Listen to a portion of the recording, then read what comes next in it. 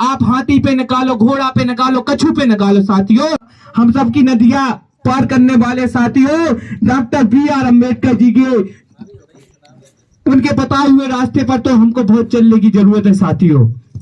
आज भीम आर्मी भारत एकता मिशन जो एक आप लोगों ने नाम सुना होगा कि भीम आर्मी के बारे में भी मैं आपको बता दूं साथियों, तो भीम आर्मी भारत एकता मिशन वो मिशन है साथियों जो बहुजन समाज के वर्ग को शासक बनाने का काम करता है साथियों, कि बहुजन समाज के लोगों को शासक बनाना साथियों और भाईचारा सब समाज में पैदा करना साथियों। इसकी कोई भीम आर्मी भारत एकता मिशन का यही उद्देश्य है कि मानव मानव एक समान, मानवता की क्या पहचान, मानवता की क्या पहचान साथियों। तो इसी तरह भीम आर्मी भारत एकता मिशन का यह उद्देश्य है कि आपस में मानवता पैदा करना साथियों, हम सबको शासक की ओर ले जाना साथियों। आज 15 और 85 की लड़ाई चल रही साथियों, हम किसी का विरोध नहीं करते, हम किसी के हक अधिकारों को नहीं मानते, हम किसी के हक अधिकार नहीं छुड़ाते साथियों, लेकिन हमारे हक अधिकार क्यों छुड़ाए जाते साथियों। हम कहते हैं कि सरकार आपकी भी शासक है, हमारा भी वो शासक है, भाई मुख्यमंत्री आपका भी है तो हमारा भी मुख्यमंत्री है साथियों, आपका हक बनता है मांगने का तो हमारा भी हक बनता है मांगने का साथियों, क्योंकि राजा एक ही होता है साथियों, वो सबके वोट से राजा बना हुआ है साथियों। आज लेकिन हमको लड़ने की क्यों जरूरत पड़ गई साथियों।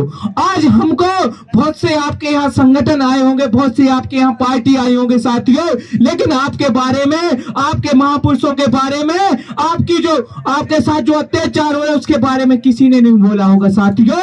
आपको सिर्फ कुछ समय के लिए आपको लुभावने सपने दिखाए जाते हैं साथियों। एक जैसे कहते हैं कि एक खजूर में वो खजूर का पेड़ होता है जिसकी ना तो किसी को छाया मिलती है ना किसी को फल मिलता है साथियों।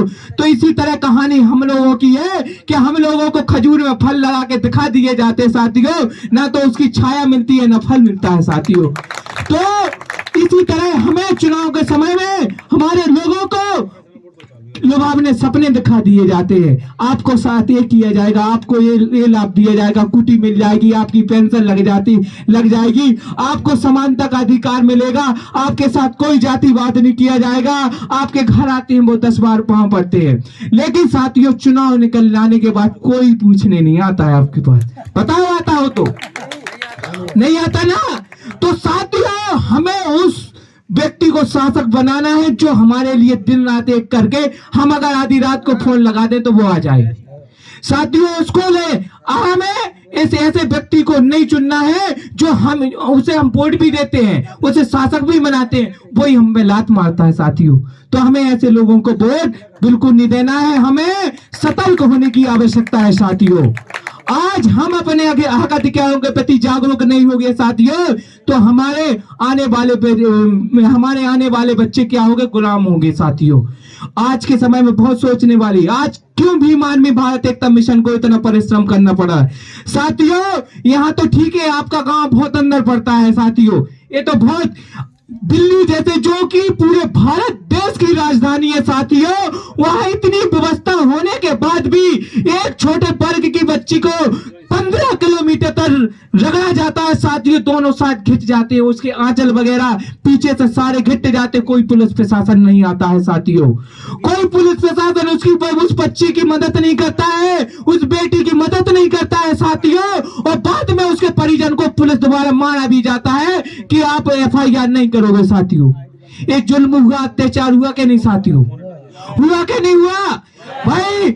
उसकी कानून का ये फर्ज बनता है वहां पर कि वो तो किसी भी वर्ग की बच्ची हो, लेकिन जो जिस अपराधी ने वहां पर उसको उसको इतनी निर्दयी होकर उसको इस तरह इस घटना को अंजाम दिया साथियों, उसको सजा मिलनी चाहिए थी कि नहीं मिलनी चाहिए थी, लेकिन उसकी FIR तक नहीं लिखी जाती साथियों, उसको उसके परिजनों को उससे मिलने तक नहीं दिया जाता साथियों। बताइए कितनी वहां पर दर्द भरा घटना घटी होगी साथियों। उन परिजनों की दिल से पूछिए जिन बच्चों को उन्नाव जैसी घटना में साथियों उस जंगल में बेटी को जला दिया जाता है दुष्कर्म करने के बाद, और उसके परिजन को उससे मिलने नहीं दिया जाता, शकल नहीं देखने दिए जाती है। साथियों उस समय क्या हालत होगी साथियों।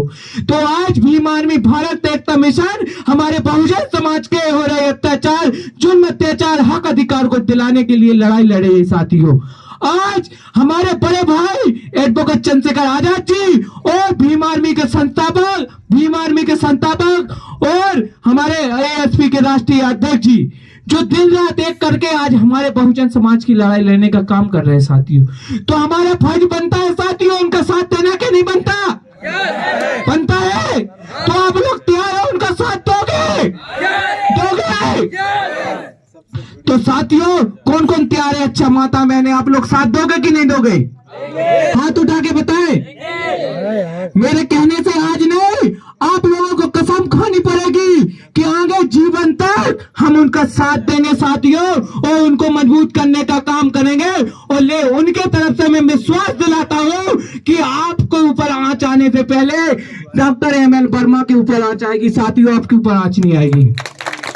आप ईमानदारी से काम करोगे तो हम संविधान को मानने वाले हैं साथियों, हम संविधान को फॉलो करते हैं साथियों, संविधान पर विश्वास रखते हैं, हम किसी चीज पर विश्वास नहीं रखते हैं साथियों। क्योंकि हमारे जब माताओं बहनों को कपड़े पहनने का अधिकार नहीं था, कपड़े घर रखने का अधिकार नहीं था, पढ़ने का अधिकार नहीं था साथियों, तो हमें इस दुनिया में किसी ने हमारी माताओं बहनों को मान सम्मान नहीं दिलाया साथियों। हमारी माता बहनों को पैर की जूती समझा जाता था साथियों। तो उस समय बाबा साहब अम्बेडकर जी ने हिंदू कोड बिल लाकर हमारी माता बहनों को आज सम्मान दिया। आज वो प्रधान रख सकती है, बैठ सकती है, बराबर पे आज पढ़ सकती है। और आज देखिए कि आज छोटे सी नौकरी लेके बड़ी बड़ी नौकरी कर रही है, एरोप्लेन उड़ा रही है साथियों। उड़ा रही कि नहीं उड़ा रही? तो आज किसके दम से उड़ा रही है साथियों? संविधान की दम से साथियों, संविधान और संविधान निर्माता बाबा साहब अम्बेडकर जी की दम से उड़ा रही है। क्योंकि वो आज हम लोग भूल जाते हैं साथियों, ये छोटे मोटे कार्यक्रम करते हो, मान लो कुछ कार्य थोड़ी बहुत काम किया बहुजन समाज के लिए, और अगर किसी पे एक केस लग गया साथियों, किसी के ऊपर कुछ हो गया, एक घटना हो गई, तो हम लोग छोड़ देते, बोले हमें नहीं करना साथियों मिशन में, हमें उस मिशन में काम नहीं करना। ये छोटी सी घटना से हम लोग फेल हो जाते हैं साथियों। क्रांतिकारियों का कहना होता है साथियों केस लगना साथियों, क्योंकि जो मेहनत करता है उसी की टांग खींची जाती है साथियों, जो आगे बढ़ता है उसी की टांग खींची जाती है, और जो सो रहा है उसकी टांग कौन खींचेगा साथियों? बताइए। आप जब विरोध करोगे, हक अधिकार मांगोगे, तभी तो आपका विरोध करेंगे वो, नहीं तो आपको क्या है भाई, जिस कंडीशन में पड़े हो उसी कंडीशन में पड़े रहो। कौन पूछने वाला है साथियों? कोई नहीं पूछता है साथियों। तो हमें इन महापुरुषों की विचारधारा को साथियों हमें पीछे नहीं जाना देना है साथियों। Doctor B R. अम्बेडकर जी ने कहा था मथुरा की धरती पर कि हमें पढ़े लिखे लोगों ने धोखा दिया है साथियों, पढ़े लिखे वर्ग ने धोखा दिया है साथियों। लेकिन क्यों दिया है साथियों? क्योंकि आज वो नौकरी पे पहुंच जाते हैं, वो किसकी दम पे पहुंचते हैं? संविधान की दम पे, आरक्षण की दम पे, बाबा साहब की दम पे, और फिर बाद में अपने बाप को बाप कहने में शर्म आती है साथियों। शर्म आना चाहिए ऐसे लोगों के ऊपर। बहुत सी मिसालें आपने आजकल देखो, हवा में बात मानने का समय गया, आजकल हवा में तीर मारने का समय गया साथियों। अगर मैं आपसे कहूं हवा में कोई बात है, तो आप लोग आजकल सोशल मीडिया सबका क्यों कहूं आज के समय में फादर चल गया है गूगल भगवान, ठीक है। गूगल भगवान में जो भी चीज डालोगे वो आपके सामने पेश करेगा, वो कुछ भी डाल दो आप वो सामने पेश करेगा साथियों। अगर जो जिनके पास इनके बारे में पुस्तक नहीं है वो गूगल, सभी लोग एंड्रॉयड मोबाइल चलाते हैं, गूगल में आप डाल दीजिए, हर चीज आपको इसमें मिलेगी। तो साथियों हम लोगों को जागरूक होना है, किसी की लुभावनी बातों में नहीं आना है साथियों।